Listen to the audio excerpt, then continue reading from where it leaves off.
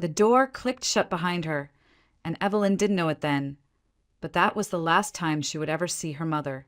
Karen Blake hadn't even turned around. No quis gudbie, no pramis. Just a tight-lipped smile and a sharp be good. Then she walked away, her heels clacking down the linoleum hallway of the Mountain View Youth Center in Asheville, North Carolina.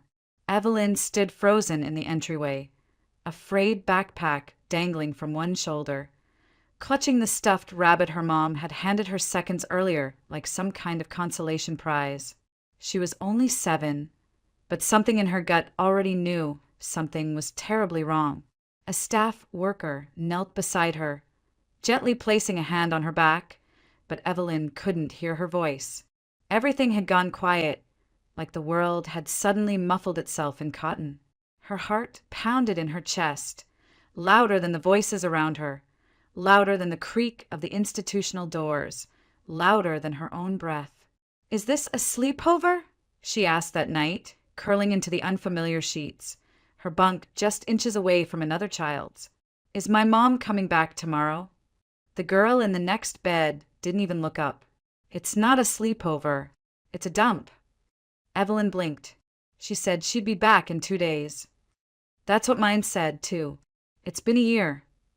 The words didn't register. Evelyn repeated her mother's promise in her head like a mantra. 2 days, maybe 3. She's just busy. Something came up. Adults had emergencies all the time, but she'd come back. She had to. 2 days turned into a week, then 2.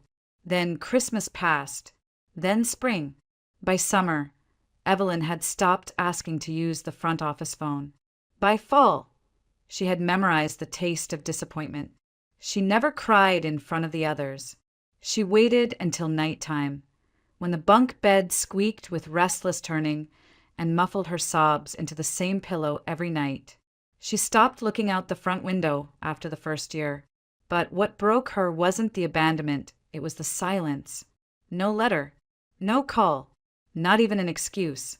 Evelyn created stories in her head to survive the weight of that silence. Maybe her mother had been in a car crash and forgotten everything. Maybe she was in a coma. Maybe someone had taken her away. Any fantasy, no matter how wild, was better than believing the truth, that her own mother simply chose to leave her behind. Evelyn became the quiet one, the polite one, the straight-A girl who never caused trouble. She learned quickly that the kids who screamed and acted out were punished or forgotten. But the ones who followed the rules, sometimes they were noticed. Sometimes they got picked. But Evelyn didn't want to be picked by strangers. She only wanted one person to walk through that door. On the morning of her 9th birthday, she sat on the front steps of the center for 6 hours, clutching a handmade card and a yellow hair clip she'd saved to give back to her mother. The staff eventually coaxed her inside with a cupcake and a candle. She didn't eat it. She just stared at the flickering flame until it burned out on its own. 3 years passed, then 5. No one came. It was during those hollow years that Evelyn learned how to disappear without leaving. She faded into walls. She smiled when spoken to.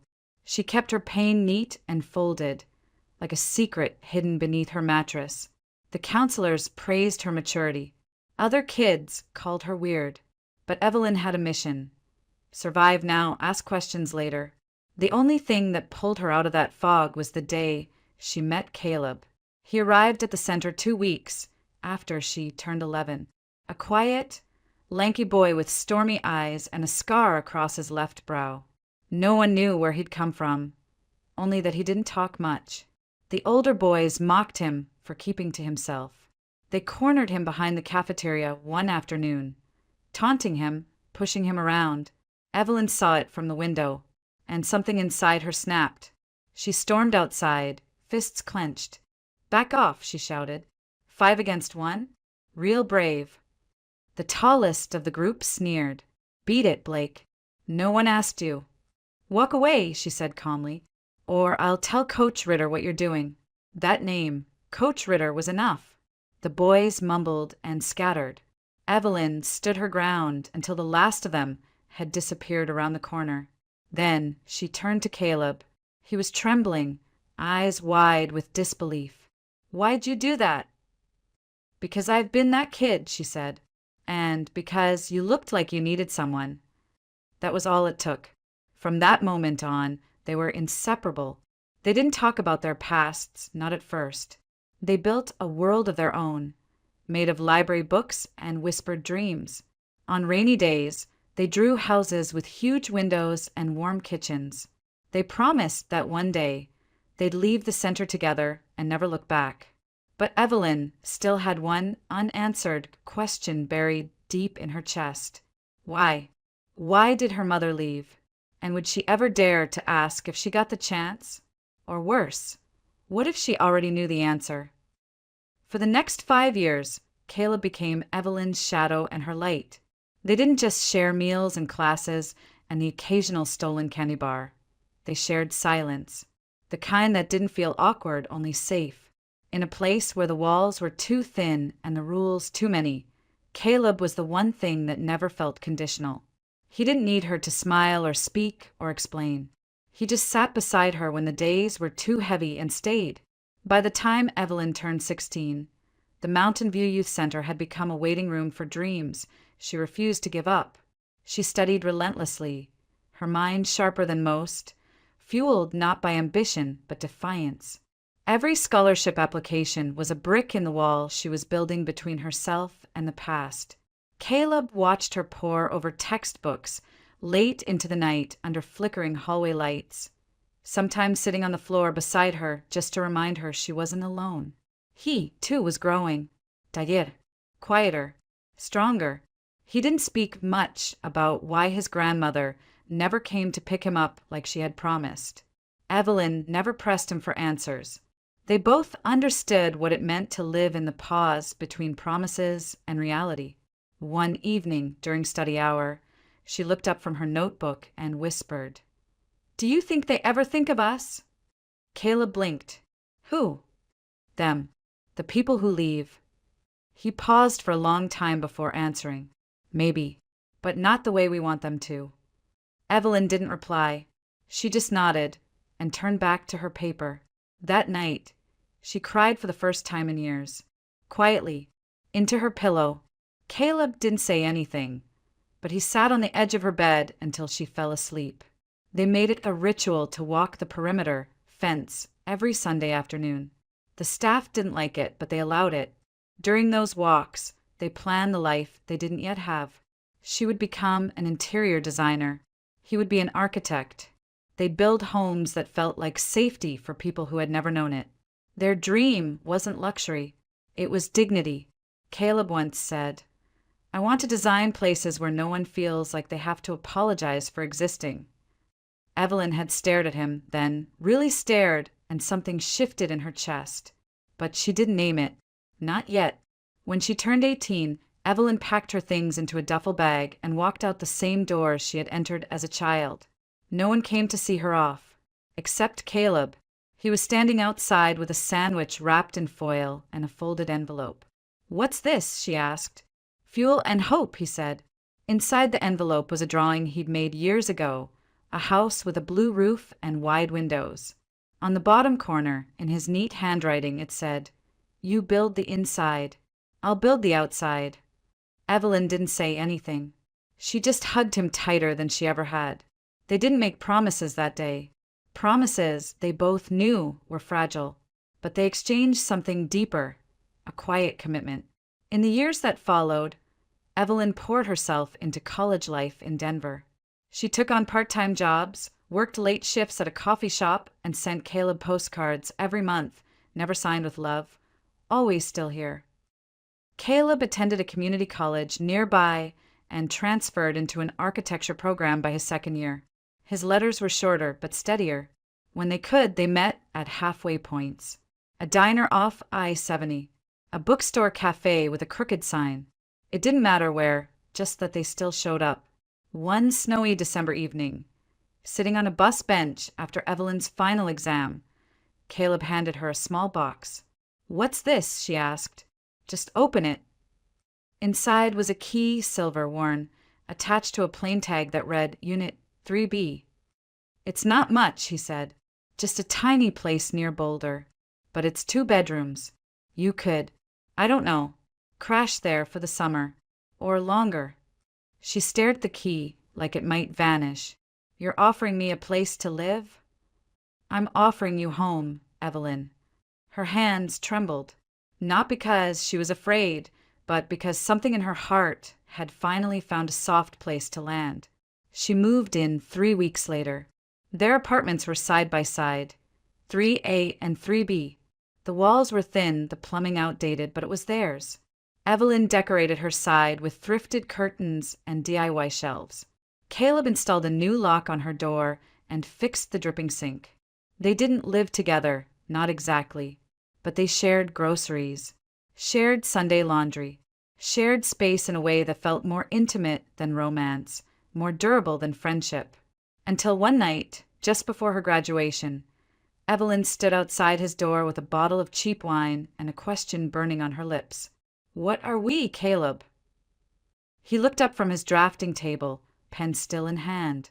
We're us. It wasn't a confession, but it was enough. Evelyn didn't press. She wasn't ready to name it either.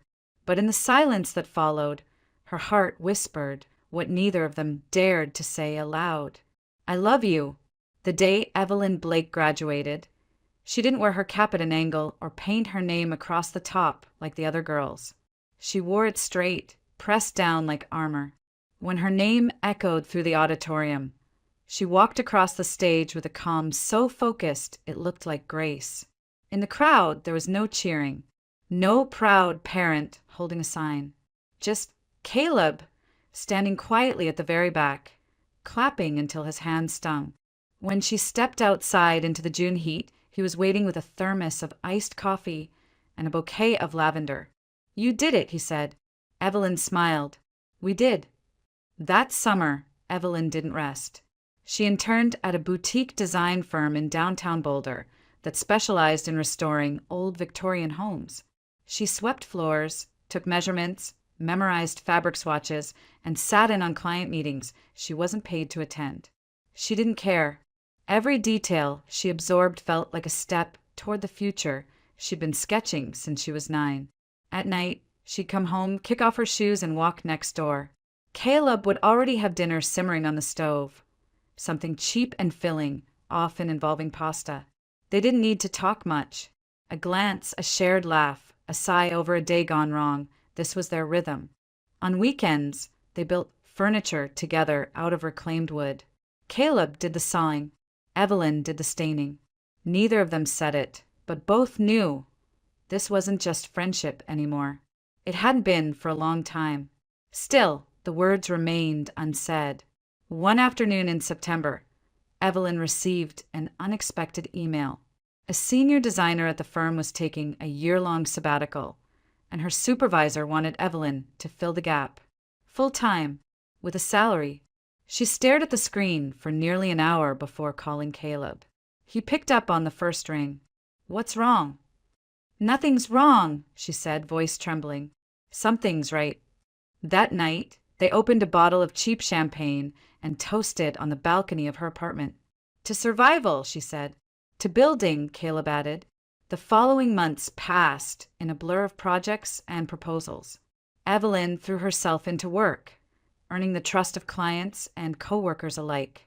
She had a natural instinct for balance, how a room should feel, not just how it should look. Her designs weren't flashy, but they were thoughtful, precise, and warm. Homes with soul. Meanwhile, Caleb graduated and landed a job with a mid-sized architecture firm that handled both residential and commercial builds.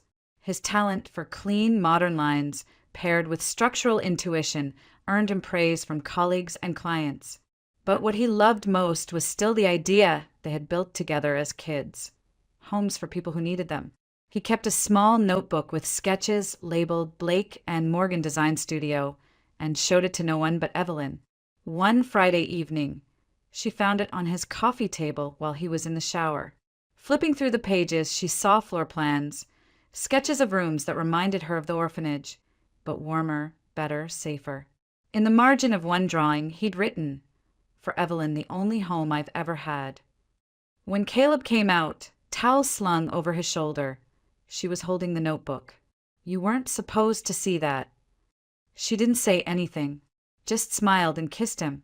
It was soft, familiar, long overdue. That night, they didn't sleep in separate apartments. And in the morning, neither of them slipped away. From then on, things shifted, but gently. They still had separate leases. But now, Evelyn's toothbrush lived at his place, and his sweaters found permanent homes in her closet.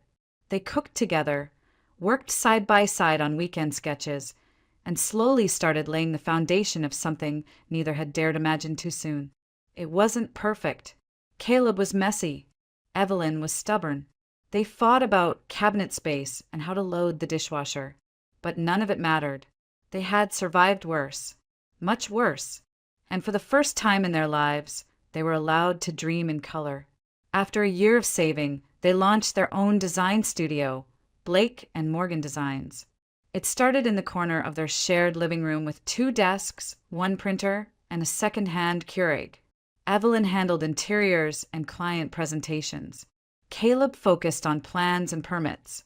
Together, they worked 12-hour days, took every job that came in, and said yes more than they probably should have. Some nights, they fell asleep at their desks. Others, they lay awake in bed talking about how far they'd come. Once, after signing their first major renovation contract, Evelyn whispered into Caleb's shoulder, "I used to think being left behind defined me." He kissed the top of her head. "Now you define everything else." But not everything was easy. Beneath Evelyn's joy lived a quiet ache, a longing that no success could silence. She wanted to be a mother. It started small. The way she lingered around children in client meetings, the way she paused in front of baby boutiques, the way her voice softened when she saw tiny shoes lined up by a front door. She never said it out loud, until one night, curled against Caleb after a long day, she whispered, "Do you ever think about kids?" He was silent for a moment. Then, sometimes. That was all. No discussion, no follow-up, and that somehow hurt more than a no. Evelyn stared at the ceiling long after Caleb fell asleep, wondering if building a life meant she had to give up part of the one she still dreamed of, or if she was asking for too much. It happened on a Wednesday, not Valentine's Day, not Christmas, not some anniversary circled on the calendar. Just a crisp, quiet evening in early October, the kind of evening when the air smelled like leaves and cinnamon, and the light dipped early behind the mountains. Evelyn came home late from a client consultation, her shoulders aching. Her heels kicked off the moment she stepped through the door. Caleb had said he'd be working late too, but the apartment was warm, lit, glowing with something soft and golden. "Caleb," she called. No answer. Then she saw it. The living room had been transformed. Candles flickered on every surface, and in the middle of the room stood a tall easel, draped with a linen sheet. Her heart skipped. On the kitchen table sat her favorite takeout, Thai with extra spring rolls and a single wine glass filled to the brim with red. A small card sat next to it, "For the girl who taught me how to make a house a home." She turned toward the easel, her pulse rising. Slowly, she pulled the sheet away. It was a blueprint, framed, detailed, beautiful. A home. Not flashy, not extravagant, but familiar. It looked like the house they used to draw as kids. Same wraparound porch. Same library window. At the bottom corner, in his same steady handwriting, it said, "For us." Tears welled in her eyes. Then the door creaked, open behind her. Caleb stepped in, wearing a navy suit she had only seen once before, at a friend's wedding. His hair was neatly combed, his face calm but pale. He walked slowly toward her, something clutched in his hand. "You remember when we were 13, he began, "and you told me the only thing you ever wanted was to wake up every morning in a house no one could take away from you." She nodded, barely breathing. "Well, I can't promise forever, but I can promise this, my name beside yours on every document, every door frame, every lease, every mortgage, and every memory." He held out a small velvet box, and when he opened it, Evelyn didn't see the ring first. She saw his hands, shaking slightly, then his eyes steady. The ring was delicate, gold, with a sapphire set in the center. Blue, like the roofs they always drew. "Evelyn Blake," he said, "will you marry me?" She didn't answer at first, just looked at him, at the blueprint behind her, at the candlelight, at the life they had built. Messy, beautiful, unfinished. And then she nodded, eyes glistening. "Yes," she whispered. "Yes, 1,000 times." He slipped the ring onto her finger, and she threw her arms around him, laughter breaking through her tears.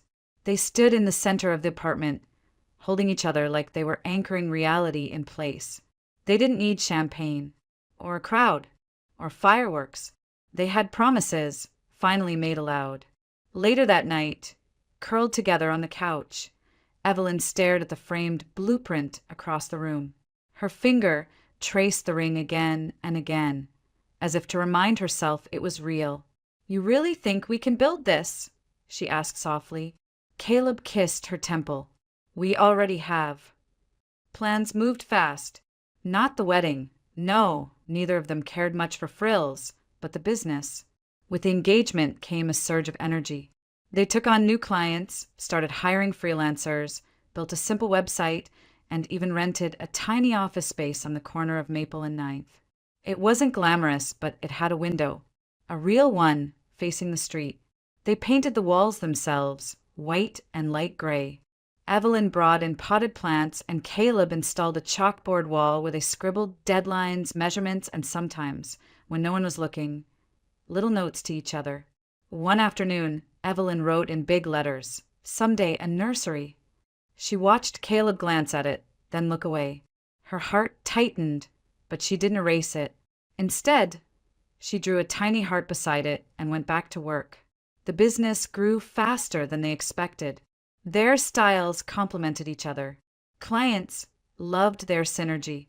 Their home life remained quiet, but steady. Sunday pancakes, late-night sketches, shared headphones on the couch. But the silence about the one thing Evelyn longed for began to stretch wider. At her yearly checkup, her doctor suggested a fertility test. Evelyn went alone. The results came back normal. The doctor smiled kindly and said, "You're in perfect condition to carry. You just need to give it time." Time. But Evelyn was already 30. She had waited her whole life for stability, for love, for home.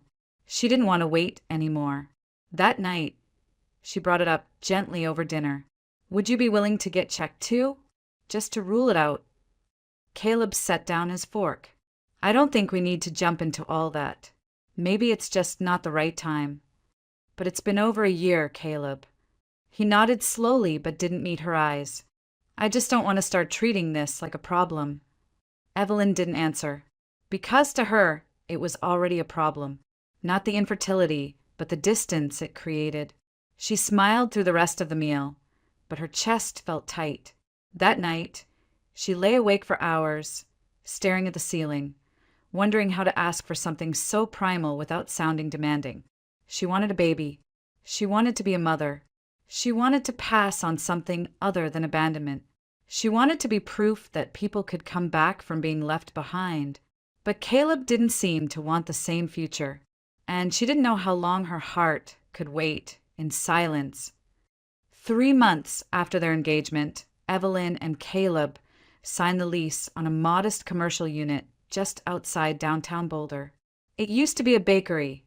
Faded tile floors, ancient plumbing, a brick wall lined with soot stains where the old ovens once stood. To anyone else, it was a relic. To them, it was potential. Evelyn ran her fingers along the wall and said, "This will be the meeting room." Caleb pointed toward the rear and replied, "And that, right there, that'll be your dream library wall." They got to work before the ink on the lease had dried. Every night after finishing up at client sites, they'd come to the new space and stay past midnight.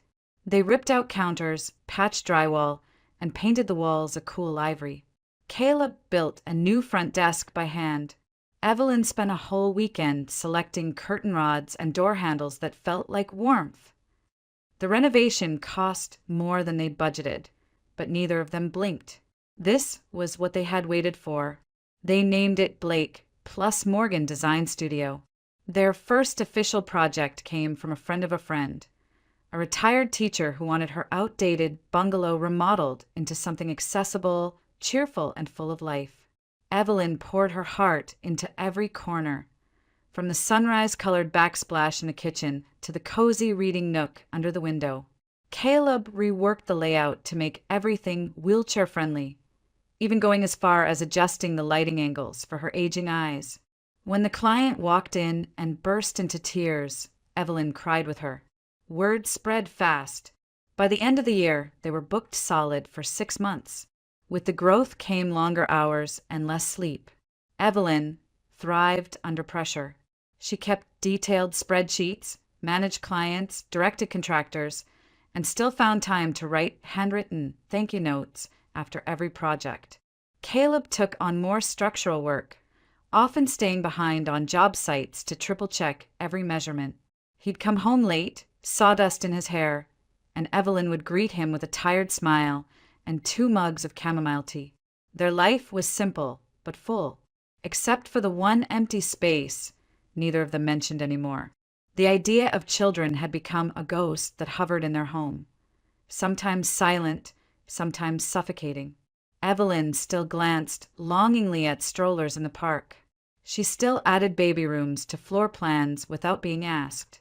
Caleb noticed, of course, but he never brought it up, and Evelyn was too afraid that if she did, it might break the fragile harmony they had fought so hard to build.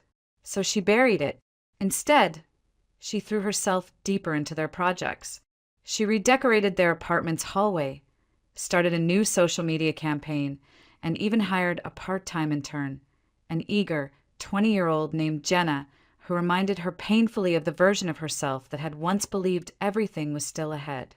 One Friday evening, Evelyn came home exhausted, her body aching from a full day of site visits. She opened the fridge to find nothing but half a lemon and a bottle of hot sauce.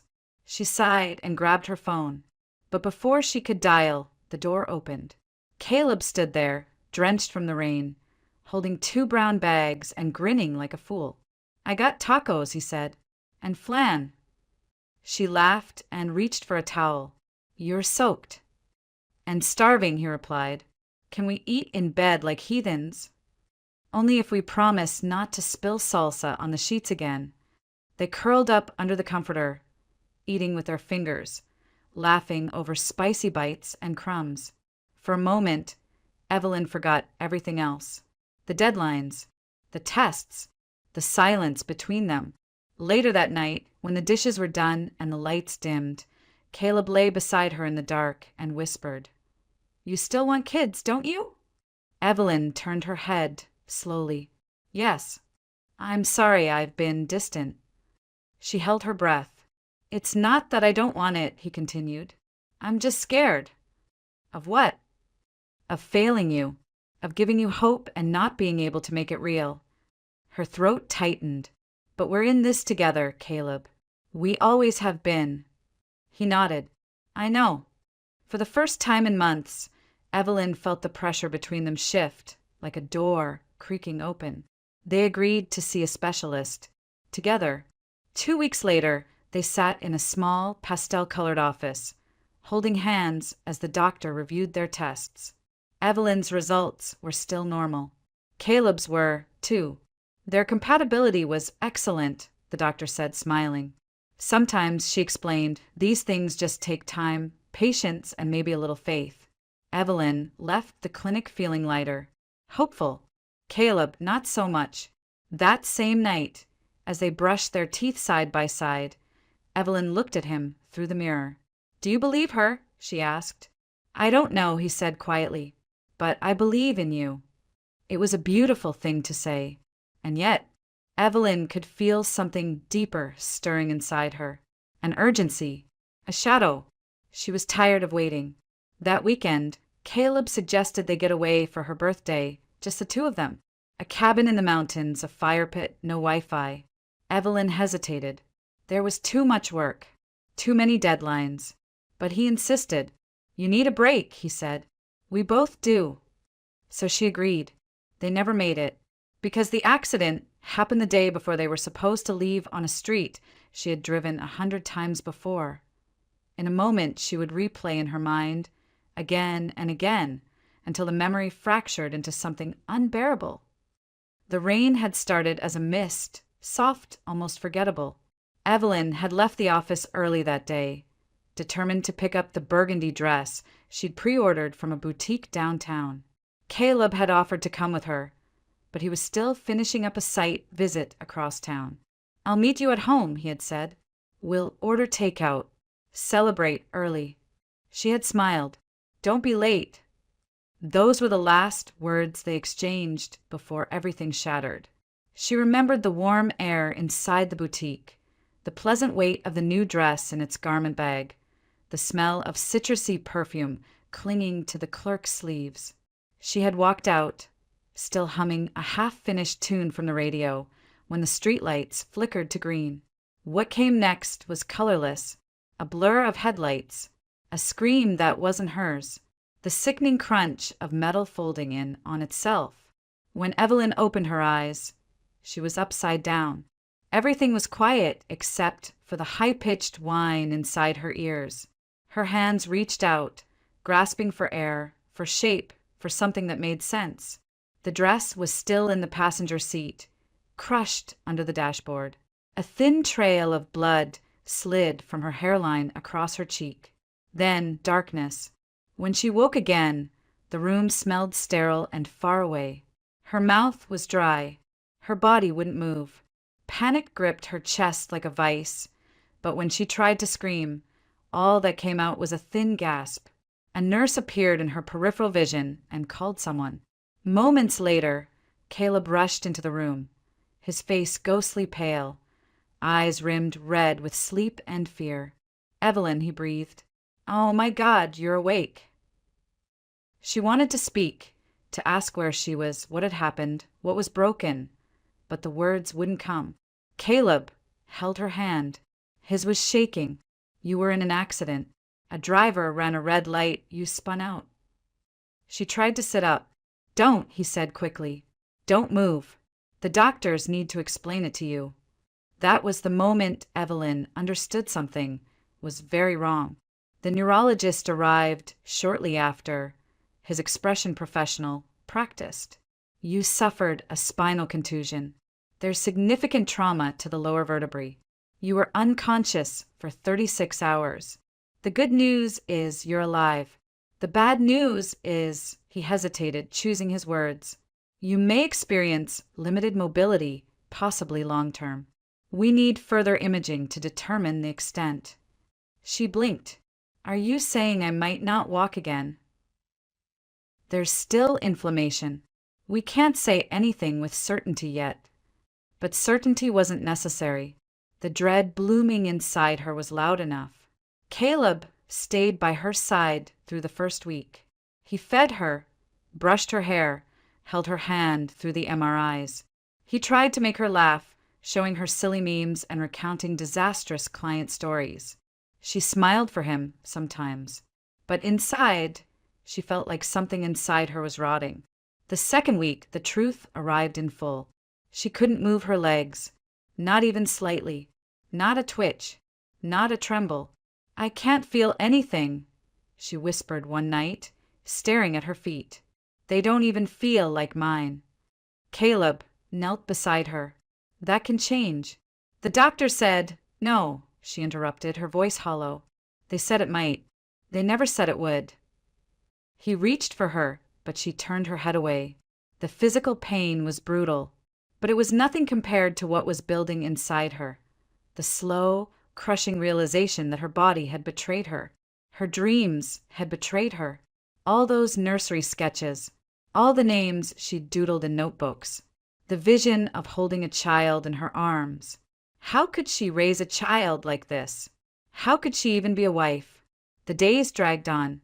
Physical therapy began, but progress was negligible. Evelyn was patient, then frustrated, then furious. She pushed herself harder than the doctors advised. She demanded answers they couldn't give. She broke down during a routine stretch and sobbed until the therapist left the room. One morning, she looked at Caleb and said quietly, "Maybe you should leave." He froze. "What? You didn't sign up for this." He dropped his coffee. It splashed across the tile, but neither of them flinched. "I'm serious," she said.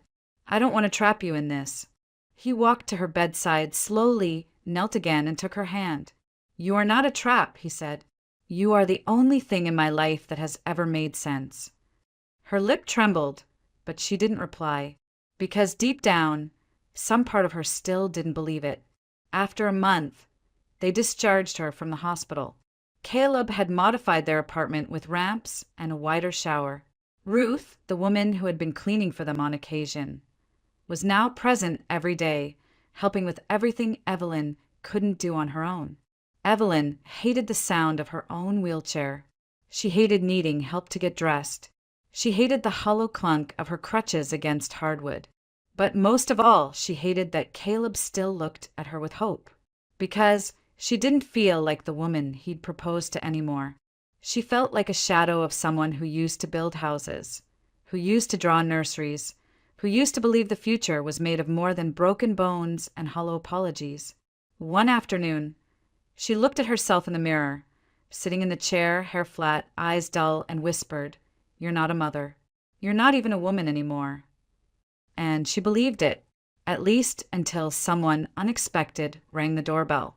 A stranger who claimed to know her name. A man with gray in his beard and regret in his voice. A man who said softly, "Is Evelyn Blake home?" And Ruth, frowning, skeptical but curious, let him in, because that man was her father. The knock was soft, almost hesitant, like whoever stood on the porch was debating whether to flee.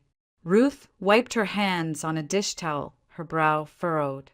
It was a quiet Tuesday morning, and they weren't expecting anyone. Evelyn was in the bedroom, curled in the same chair she rarely left now, staring blankly at the window like she was watching a world she no longer belonged to. When Ruth opened the door, she found a man, late 50s, maybe 60. His hair was more silver than dark, his posture straight but tired. There was something familiar in his face, though she couldn't place it. His eyes were warm but cautious. In his hand, he clutched a worn leather messenger bag, the kind doctors carried in old films. "Can I help you?" Ruth asked, stepping slightly in front of the doorway. "I'm looking for Evelyn Blake," the man said. His voice was quiet, deliberate. "I was told she lives here." Ruth's body stiffened. She didn't like the way that sounded, like some lawyer trying to dig up a past Evelyn had spent her whole life trying to bury. "Who are you?" "My name is Thomas Blake." Ruth narrowed her eyes. "You have the same last name." "I know." A pause. Then, "I'm her father." Silence. The words dropped like lead on the doorstep. Ruth stared at him, unable to speak. "I know how that sounds," he added quickly, "and I don't expect you to believe me. But please just let me explain. I won't stay long. I've waited nearly 30 years to speak to her. I can wait a few more minutes, if I have to." Ruth hesitated. There was something in his voice. Not pleading. Not guilt. Something closer to ache. She stepped aside. "Come in, but keep your voice down. She's not well." Thomas removed his shoes at the door. He moved with the quiet awareness of someone used to hospitals, of someone who had spent years entering rooms where people were too broken to speak. They sat in the kitchen. Ruth made coffee, more out of habit than hospitality. "She doesn't know you," Ruth said flatly. "I know. She's been through hell." "I've been told." "What exactly do you want from her?" Thomas exhaled and looked down at his hands. "I want to give her something I never had the courage to offer, the truth." And so he told Ruth everything. He had met Evelyn's mother, Karen, in college. She had been fiery, ambitious, beautiful. He had been poor, awkward, but hopelessly in love. For a while it had worked. They'd planned a life together. But then came the rejection letters, the mounting debt, the moments where love wasn't enough to cover rent. Karen had grown tired. She wanted comfort, success, a partner who could offer her the kind of security Thomas simply didn't have. One night, she left without warning. No goodbye, no forwarding address. Months later, Thomas had learned, through a friend of a friend, that she'd married someone else. It gutted him. He buried himself in work, took a fellowship overseas, and didn't look back. He became a doctor, a respected rehabilitative specialist, built a career helping people learn to walk again. But he never stopped thinking about her, and he never knew about Evelyn. Not until 2 months ago. Karen, dying of cancer, had found his sister, Thomas's only family left in their hometown. Through tears, she had confessed the truth, that she'd been pregnant when she left him, that she'd given birth to a girl, that her name was Evelyn, that she had put the child into care when things with her new husband grew difficult, and had never looked back. She begged my sister to find me, Thomas said, his voice breaking for the first time. She wanted me to make it right, but I don't know if I can. I just want the chance to try. Ruth stared at him for a long time. She had seen men lie before, seen them charm, manipulate, dodge. But this man wasn't lying. He was trembling. He looked like someone who had come home to a house that no longer existed. She's been told she might never walk again, Ruth finally said. She's been through surgeries, painkillers, nightmares, and now you show up with a story and the same last name? What exactly are you offering her? Thomas reached slowly into his bag and pulled out a folder. Inside were credentials, certifications, letters of recommendation from medical institutions across Europe and the US. I'm not just here as her father, he said. I'm here as someone who might be able to help. Ruth's jaw tightened. I've worked with spinal injuries for 25 years. I've seen cases where hope was a whisper and recovery seemed impossible. And still, some of those people walk again. Not all, but some. And you think Evelyn is one of them? I think I won't know until I try. And I think she deserves more than what she's been given. For a moment, the room was silent except for the ticking of the kitchen clock. Then, from the hallway, a faint voice called out, "Ruth, is everything okay?" Ruth turned toward the bedroom door. Her heart thudded. She looked at Thomas, then back again. There was no preparing Evelyn for this. But maybe, just maybe, she's not strong enough for surprises, Ruth said carefully. But she's too smart for lies. I'll tell her someone's here to evaluate her condition. She doesn't need to know who you are. Not yet. Thomas nodded, tears shining in his eyes. Thank you. Ruth stood. Don't thank me yet. And with that, she walked slowly down the hall, her palms sweating, her heart bracing itself for the moment Evelyn would unknowingly come face to face with the man who had never been there. Until now. Evelyn was sitting by the window, sketchbook in lap, pencil unmoving. She wasn't drawing anything, just staring out, watching raindrops trace tiny rivers down the glass. Ruth stepped inside quietly, her voice soft but steady. "Hey," she said. "There's someone here from Boulder General. Says he specializes in spinal rehab. I figured maybe it wouldn't hurt to get a second opinion." Evelyn didn't look up. "Another one?" "This one came recommended by someone I trust." A long silence. Then Evelyn set the pencil down. "Fine. But I'm not smiling through another pep talk." Ruth gave a tight nod and left before Evelyn could see the tremble in her hands. In the living room, Thomas stood waiting. He had changed into a clean shirt, tucked in neatly, the kind that said he was a professional first. But when Evelyn entered, wheeled slowly in by Ruth, he forgot everything he had prepared to say. Because there she was, his daughter, grown, beautiful in a way that broke him, like porcelain glued back together with veins of gold. Her face carried her mother's angles, but none of her chill. Her hair was tied in a loose knot, and though her eyes were tired, they burned with quiet defiance. She glanced at him, skeptical. "So, you're the miracle worker."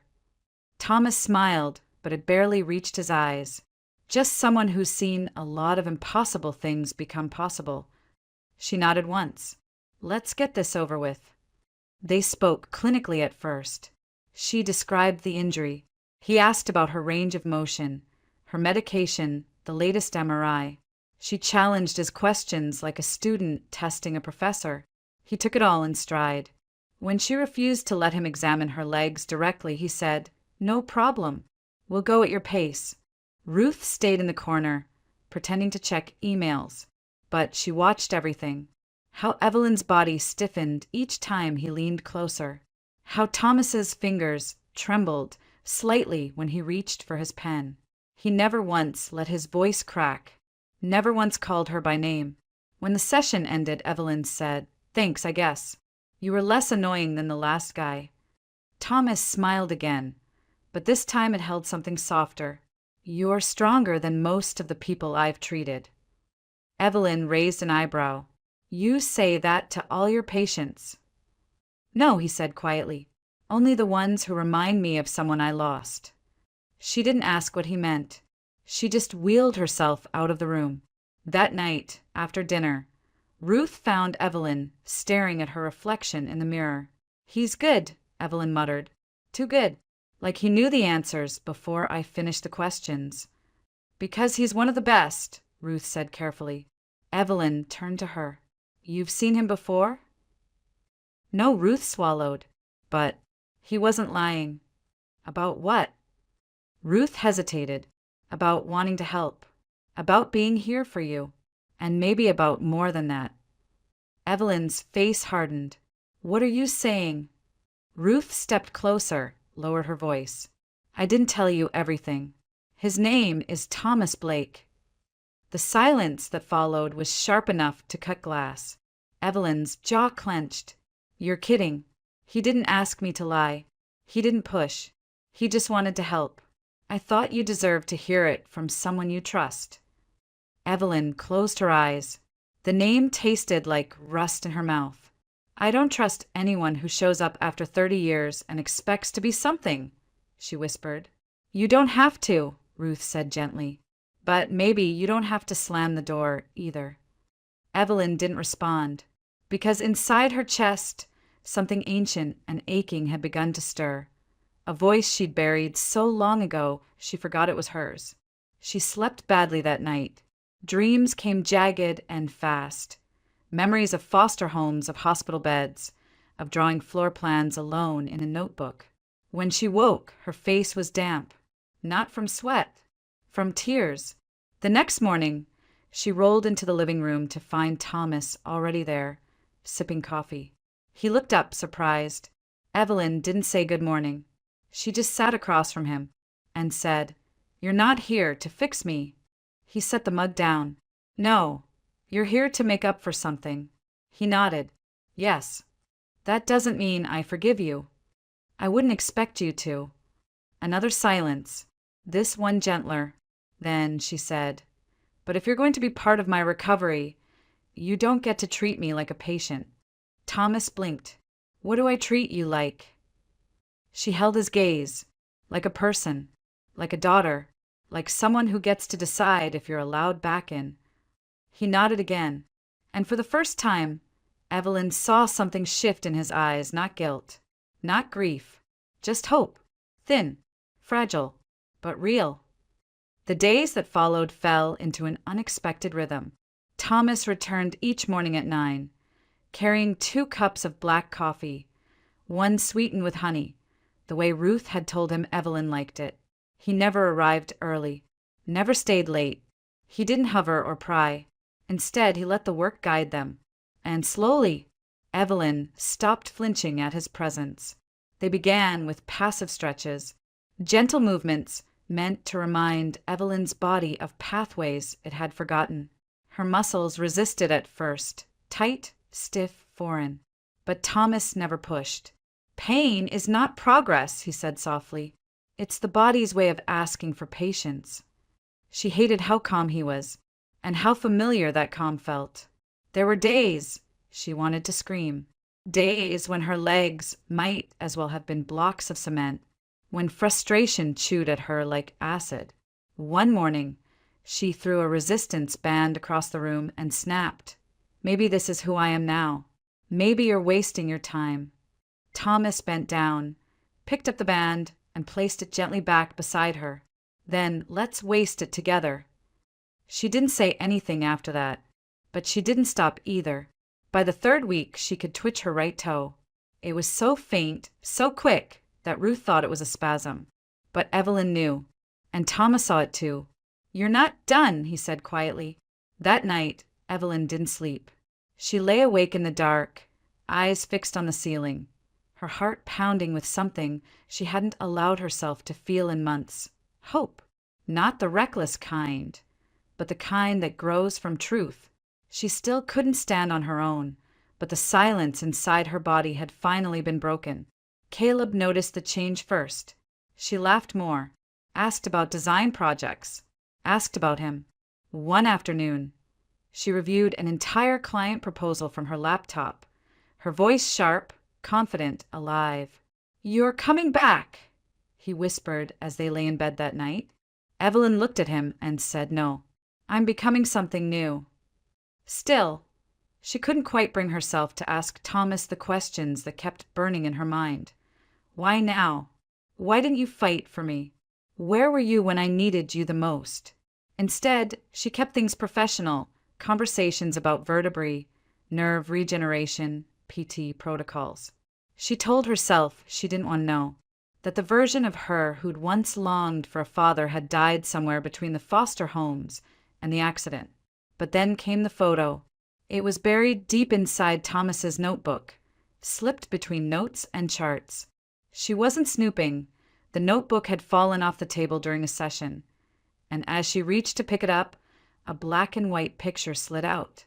She stared at it, a baby girl, no older than 1, wrapped in a knitted blanket, her face round, her hair a tuft of chaos, her eyes huge and unmistakably hers. Evelyn looked up. Thomas had frozen. "Is this me?" she asked. He nodded slowly. "My sister gave it to me." "When?" "2 months ago. After your mother, after Karen passed." Evelyn's voice was hollow. "So you knew I existed for what? 60 days?" He looked away. "No, I found out you existed 15 years ago." The room went still. "What?" "She called me once. Just once. From a blocked number. Told me your name. Said you were better off without me. That I'd only ruin things if I came back. And I listened." Evelyn's hands gripped the arms of her wheelchair. "You listened." "I was a coward," he admitted. "I told myself it was too late, that she was right, that I had nothing to offer but guilt and medicine and 30 years of absence." Tears welled in her eyes, not because of the betrayal, but because part of her still wanted to believe him, still wanted to believe anything that could make sense of the aching silence that had followed her all her life. "I grew up thinking no one wanted me," she whispered. "I did," he said. "I just didn't know how to want you the right way." Evelyn rolled backward, away from him, the photo still in her hand. "You don't get to show up with coffee and miracle stretches and fix what you left broken." "I know," Thomas said quietly, "but I'll show up anyway." She didn't reply. She wheeled herself to her room and closed the door. But she didn't tear up the photo. She didn't throw it away. Instead, she placed it beside her bed and stared at it until her vision blurred. Because for the first time in her life, she had proof, irrefutable, undeniable, that someone had once held her like she mattered, even if it hadn't lasted, even if it had come too late. That night, she dreamed of footsteps. Not hers. His. The next morning, Evelyn didn't mention the photo. She didn't bring up the conversation. She didn't look at Thomas for longer than a second when he entered. But she didn't ask him to leave either. And that, for her, was something. The session that day was slower, quieter. Her body was fatigued. Her spirit more so. But she allowed him to guide her arms, adjust her posture, help her through movements that still felt foreign. When his hand brushed hers, she didn't flinch. When his voice softened in encouragement, she didn't roll her eyes. He knew she was listening, even in silence. Around noon, Caleb came home for lunch.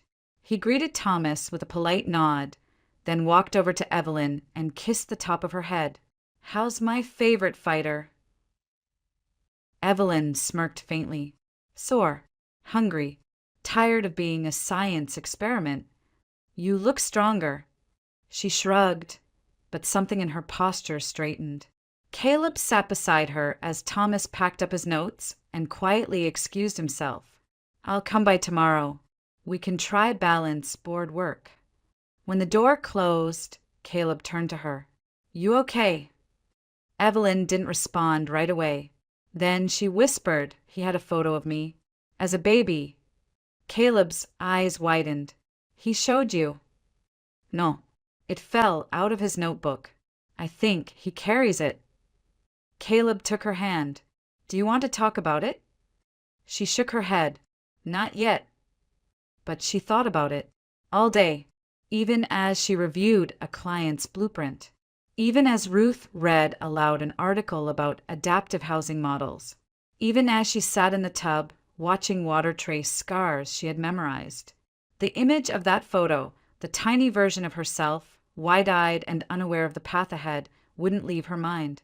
That night, as she lay awake, Evelyn whispered, "What kind of man holds onto a picture of a child he never raised?"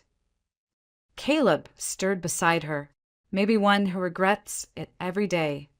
Evelyn didn't reply, but she didn't sleep either. The following week brought progress, physical and otherwise. With Thomas's help, she began standing between parallel bars, her legs trembling beneath her like they weren't sure what to believe. The first time she managed to support her weight for 3 full seconds, Ruth burst into tears and dropped her phone. Evelyn just stared down at her feet and whispered, Okay, I'm still here."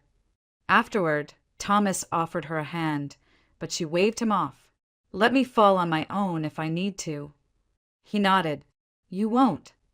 She didn't smile, but she didn't argue either. One afternoon, as they sat cooling down, Evelyn asked suddenly, "Did you ever want other kids?" Thomas was startled. "No, why not?" He took a moment, then said, "Because I already had one, and I didn't deserve another chance." Evelyn stared at the floor.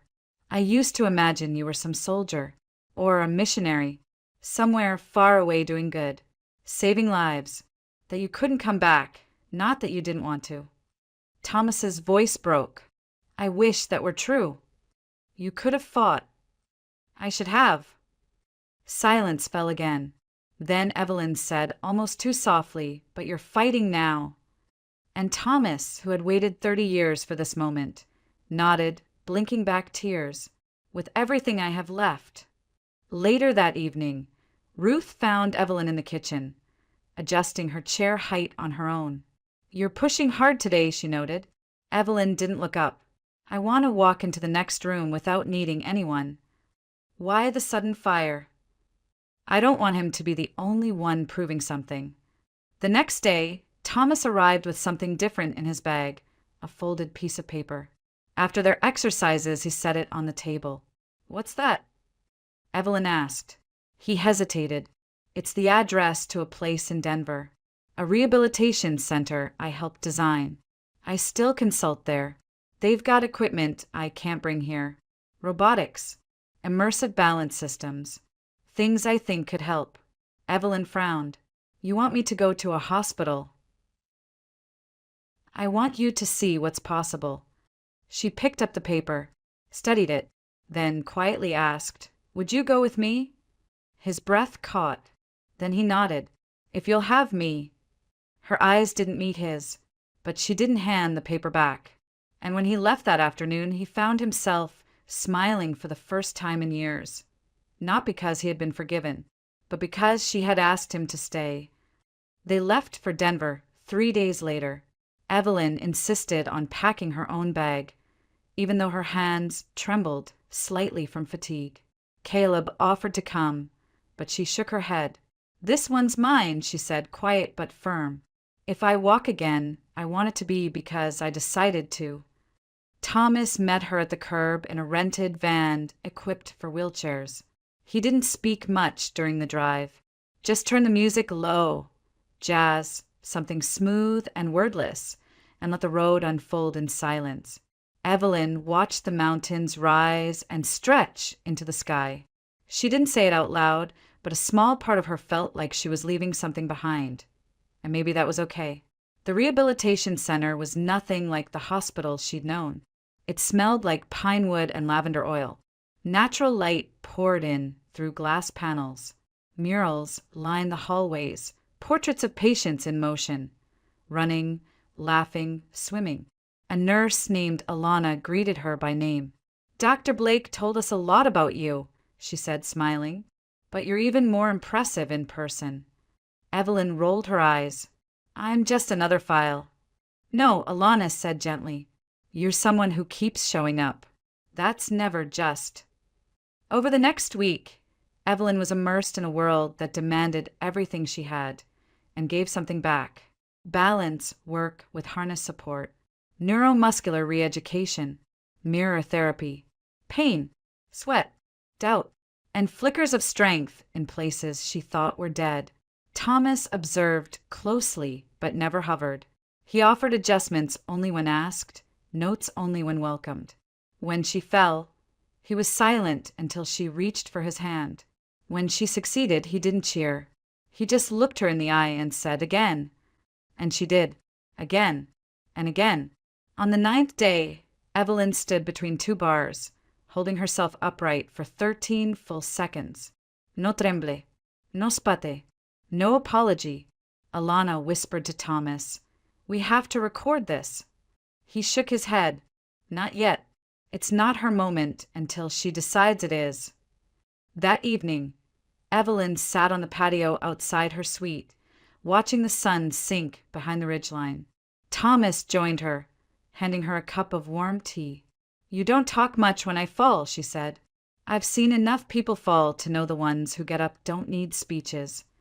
She sipped her tea. "My whole life, I thought healing meant going back to who I was before. But now, I don't even want that girl back. She was tired. She was so angry all the time." Thomas looked at her. "And now?" "Now I'm not angry," she said, then added, "not just angry." He hesitated. "I wasn't ready to be a father back then."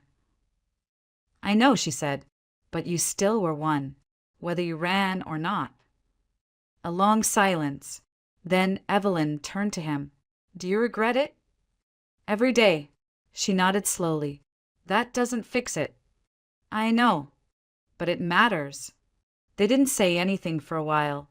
Then Evelyn asked quietly, "What did you think when you saw me again the first time?" Thomas smiled softly. "I thought the world was cruel for keeping you from me, but kind for letting me see you now." She blinked quickly, her throat tight. "Sometimes I wish I hadn't wanted to know you. It would have been easier." He nodded. "I know." She looked away. "But I'm glad I did." The next morning, Evelyn asked to try the treadmill, an anti-gravity model with full body support. It looked like something from the future, all harnesses and suspension bands and touchscreens. She let Alana strap her in, ignoring the knot in her stomach. "I want him in the room," she said, pointing to Thomas. "Of course," Alana said. Thomas stood silently by the window. The machine whirred to life. Evelyn's feet hit the belt. Once. Then again. Small steps. Shaky steps. But real. Everyone in the room held their breath. After 30 seconds, Evelyn looked up, met Thomas's eyes, and whispered, "Don't you dare cry." He didn't.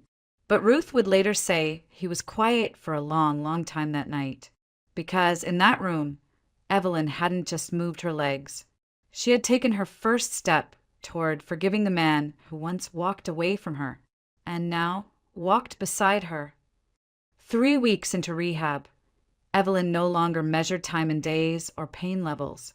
She measured it in inches, in balance seconds, in the way her fingers no longer trembled when she reached for a glass of water, in how Ruth no longer hovered in doorways, worried she'd fall apart. She still used the chair, but less. Each movement now held something more than determination. It held ownership. One afternoon, After a particularly grueling session, Thomas brought her a packet of old medical reports. "I thought you should see this," he said, setting the folder on her tray. "It's from your early therapy years, from the group home clinic." Evelyn raised an eyebrow. "Where'd you get this?" "I called in a favor from a colleague who still has access to archived county health records. I wasn't trying to dig. I just wanted to understand." She flipped through the faded forms, scribbled evaluations, therapy notes, missed appointments. Her name printed in shaky penmanship. Her progress charts plateaued around age 8. Then one line, almost buried in a corner of a page, caught her eye. "Patient has significant response to external male voice tones. Shows signs of confusion/withdrawal when male caregivers leave." Evelyn stopped reading. That line, it felt like a hand reaching through time, clutching her chest. She closed the folder. "I don't want to be a study anymore." Thomas nodded. "You're not." But that night, the words haunted her. She lay awake staring at the ceiling, remembering how she'd used to follow male staff members around the shelter, teachers, nurses, volunteers. How her heart would sink when they left at the end of the day. She'd chalked it up to being lonely, desperate for attention. She never realized she'd been searching for someone she never got, until now. The following morning, she told Thomas, "No more records. No more paperwork. If you want to know me, ask." He agreed. So he did. "What was your favorite book as a kid?" She grinned. "The Giver," because it was quiet and powerful, like the parts of me no one understood. "First crush?" My 5th grade art teacher. He had paint on his shoes and never judged anyone's work. They played this game for hours, questions that meant nothing and everything. Questions that rebuilt something between them, not like it had ever been whole, but like it could be made new. Eventually, Evelyn asked, "Did you love my mother?" Thomas looked away. "I did, but not enough to stay when it got hard." She didn't push further, because she understood. Some love doesn't die. It just loses its shape.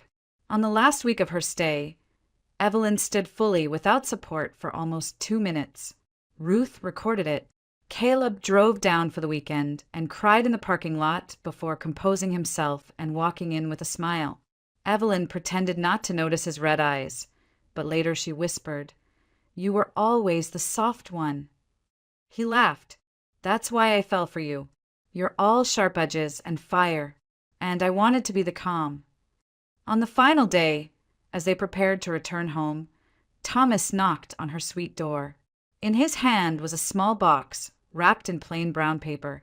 "I know we don't do the whole gift thing," he said, "but this isn't a gift. It's something I kept when I shouldn't have." Inside was a music box. Simple, wooden, hand-carved. When she opened it, a lullaby played, faint, wobbly notes. The tune hit something raw in her chest. "I bought it the day your mother told me she was pregnant," he said. "I was going to give it to you when you were born." Evelyn blinked, then closed the lid gently. "I don't need it." He nodded, "But I'm glad you brought it." The van ride home was different from the one they'd taken weeks before. This time she talked. About books, about design clients, about how she was thinking of writing again. He didn't interrupt. He just listened, like someone who finally understood how much he had missed.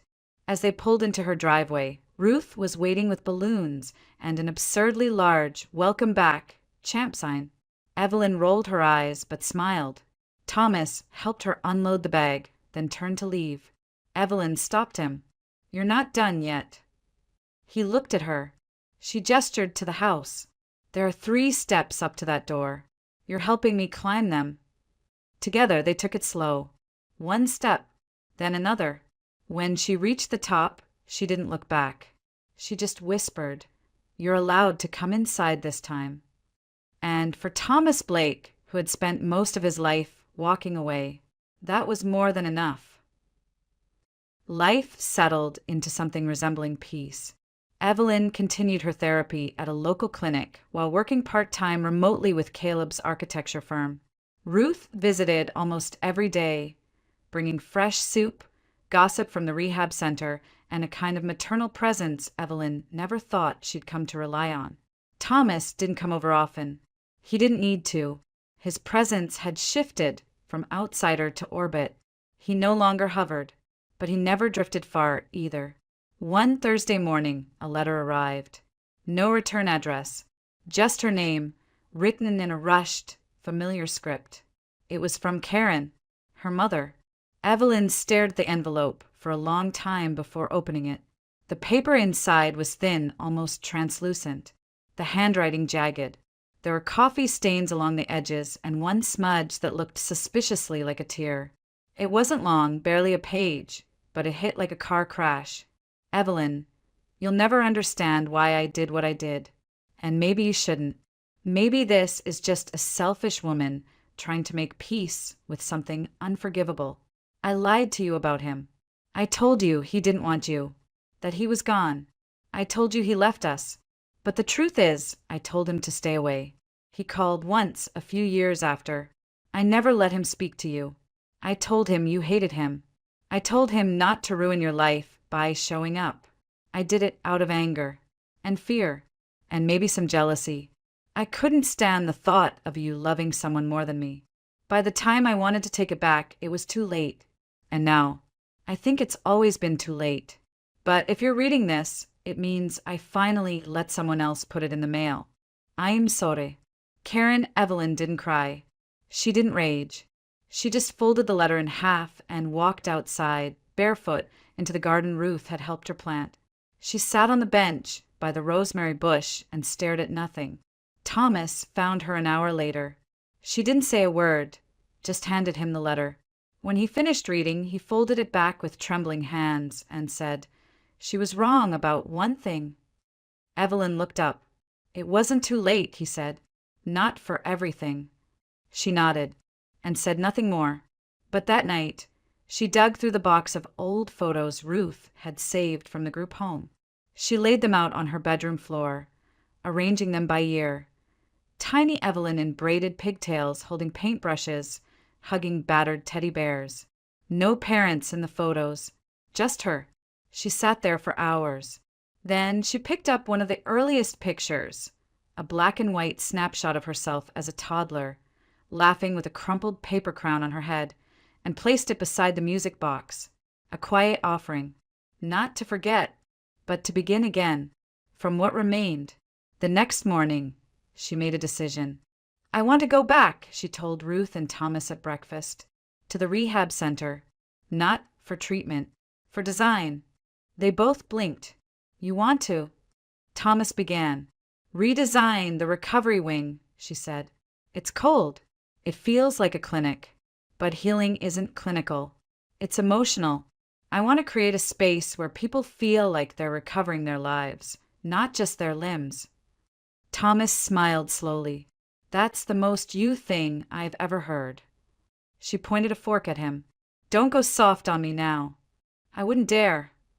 Over the next few weeks, Evelyn poured herself into the project. She met with directors, walked the halls again, this time upright, on her own, slowly but surely. She interviewed patients, took notes on what comfort meant to people who'd lost everything. She didn't realize it yet, but this was the final part of her healing. Not the standing, not the walking, but the reclaiming of her voice, her story, her future. Because for someone who had spent so long being defined by absence, she had finally chosen presence. And every step forward from there was not a return to who she had been, but a declaration of who she had become. The reopening of the rehabilitation wing was scheduled for a crisp Sunday morning in late October. The leaves outside were turning gold, crimson, rust, and Evelyn stood at the entrance of the new wing with a clipboard in one hand and a scarf draped around her shoulders, not to keep warm, but because it matched the new lobby tones. She designed every inch of the space, from the curved oak reception desk to the soft mustard cushions in the waiting area. There were no harsh lights, no sterile white, just warm textures, quiet corners, and framed drawings from former patients lining the walls. She didn't walk in with a dramatic flourish. She rolled in calmly, surveying each detail like an architect, not a patient. Her body was stronger now, still relying on assistance sometimes, still building endurance, but her posture was different. There was no shame in how she moved anymore. Thomas arrived a little late, holding a small potted lavender plant. They told me you hated flowers that die fast. She smiled. Ido. You look, he paused. At home.